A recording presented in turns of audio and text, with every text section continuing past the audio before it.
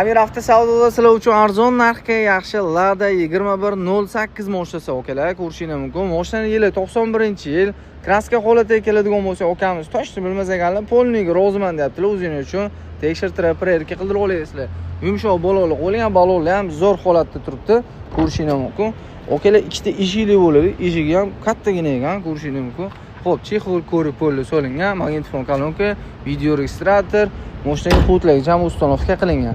Propan gaz ballonligicha ham ustanovka qilingan. Eng qiziq tomoni, qishga maza qilib propanni quyib olib, gazlarda o'chirib turib yurmaysizlar. Xo'p, GP propanga ruxsatnomalarigacha ham bor. Texnik tomonlama hech qanaqa muammolar yo'q ekan. Motor korobka haydov zadimoslarda ham ishlar yo'q ekan.